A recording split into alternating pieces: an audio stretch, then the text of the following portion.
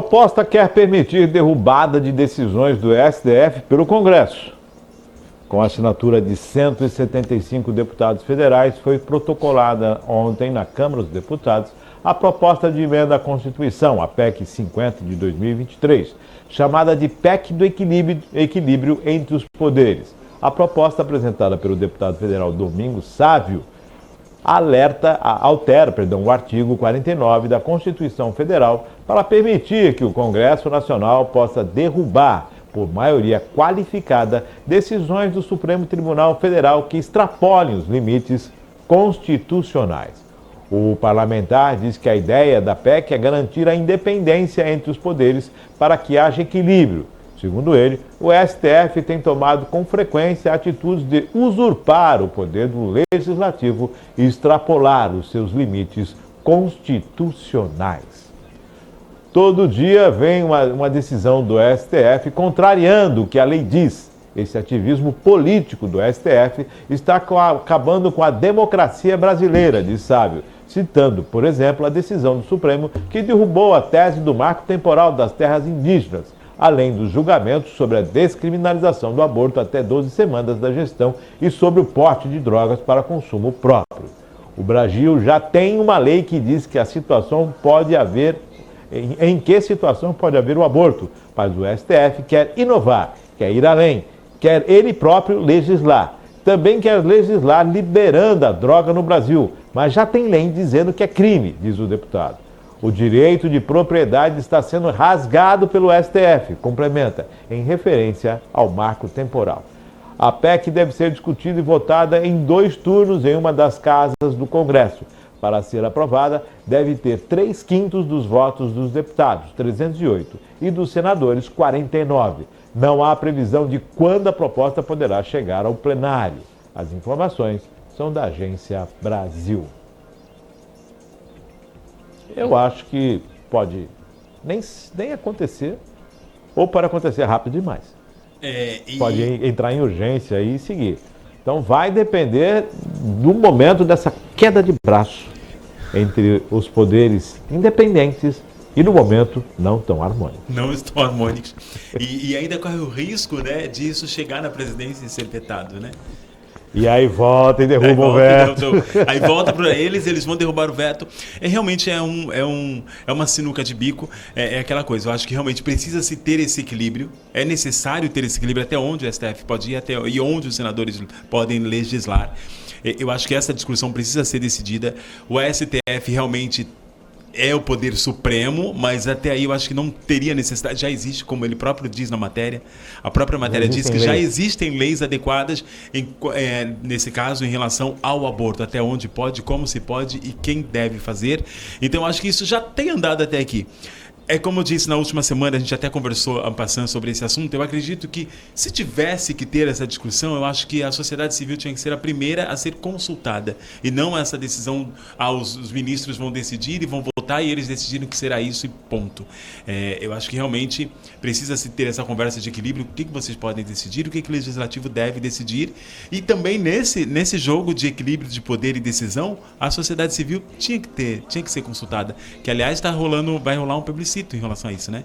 Eles estão querendo saber se fazem ou não, chamar a sociedade civil para poder discutir essa possibilidade de aceitação. A grande situação aí é que o Congresso é eleito, o Supremo não. Sim. O Congresso é eleito, o Supremo não. O Congresso é renovado de 4 em 4 anos, o Supremo não. Por isso que tem que ter esse equilíbrio. O Supremo é superior aos assuntos que chegam até eles, quando não são discutidos lá embaixo. A decisão dos embates que tem brechas ali, é uma possibilidade de julgamento. Pronto. Lei é Congresso. Execução orçamentária e governo e como isso é executivo. Pronto. Tanto é que quando o projeto de lei que o presidente, a alteração nisso, é medida provisória, é presidente. Agora, STF, julgamento. Congresso, legislar. Leis, reformas, isso, Congresso. Se tiver algo fora das 4 linhas que determinam os ritos de que o mundo deve ser feito, Aí é o Supremo que Supremo. não respeitou o prazo, não respeitou o quórum, não respeitou o que determinava uma audiência pública, saiu fora das 4 linhas da lei. Aí é Supremo. Então, toda uma situação. E agora, o embate. Por isso que eu comentei. Barroso é democrata, vamos ver agora, né? Porque essa discussão realmente, a Márcio, cobra vai fumar. mas eu acho que nem esse projeto de lei, essa PEC sobre o equilíbrio, eu acho que nem vai, porque realmente é uma discussão que o próprio Supremo sabe que eles sabem que não cabe a eles decidir. Tanto é que saiu matéria. Mas estão decidindo sobre o marco temporal.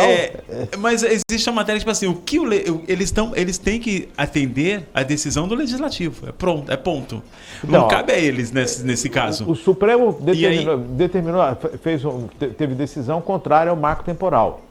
O Senado aprovou. Sim, aí vai ter essa discussão. O que acontece? A gente precisa entender, assim, aí falando como jurista ou como advogado, se existem brechas na lei, porque toda brecha é uma interpretação, e aí vão ter que jogo de poder. Nesse caso, o legislativo vai ter que chegar e falar, não, você não pode legislar por conta disso, e eles vão ter que acatar, simples assim. Nós tivemos porque não cabe a eles. Outra situação, a descriminalização do porte de drogas, do porte e uso de drogas.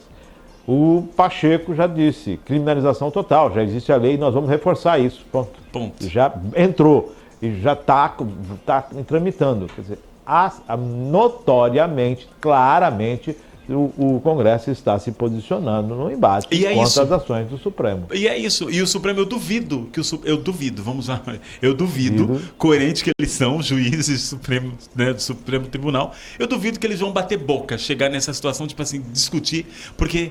Eu duvido, Márcio. Enquanto o Supremo, eu então concordo com você que, olha, agora, mediante se estar no Olimpo, aí já é diferente. Então, é exato o que eu estou falando. Eu acho que eles vão ter coerência nesse sentido.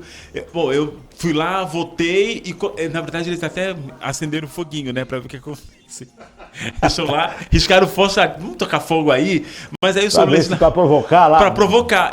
Mas eu acho que eles não vão discutir a decisão do legislativo, a não ser que eles tenham uma margem muito coerente e muito contundente para poder discutir. Aí que tá, mas às vezes eles procuram. Si mesmo, eles podem. Então. Eles procuram desatar os nós para trazer motivos para eles questionarem. O marco temporal aprovado, que é contrário ao marco temporal que foi o que eles definiram. Derrubado pelo STF, segue agora a lei para o presidente sancionar. Se ele não sancionar, volta.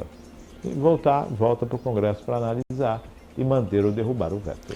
Nesse caso, o marco temporal é uma coisa, porque assim, não adianta, muito, aí o marco temporal, eu acho o marco temporal muito mais complexo de decisão, porque já funciona de uma forma, no sentido de que eles não podem chegar, na verdade eles não podem chegar e falar para as empresas estão trabalhando, mas aqui é terra indígena, sai.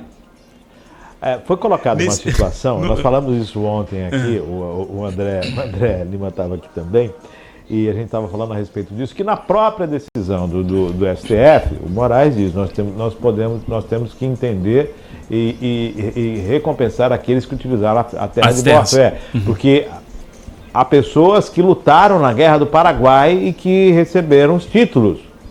Gente, há quantos anos tem a luta da terra? Olha, para você ter uma ideia, até onde retorna essa questão da decisão do STF. Espera aí. Quer dizer que não é o cara que lutou lá na Guerra do Paraguai que está na Terra mais. 2 séculos atrás. É o bisneto, é o tataraneto, é alguém que comprou da família que não tem nada a ver com o que aconteceu lá atrás. E foi dado pelo Estado. Então, aí o Estado vai ter que indenizar agora. Ou não, porque a pessoa tem que sair. Quer dizer, virou um salseiro, um desconforto jurídico e uma insegurança jurídica. Vamos aguardar aí agora, né? Vamos ver. Nada como dos povos originários. Nós estamos falando dessa briga entre o Rochedo e o Max, Marisco leva o pior. Tenso, né? Tenso.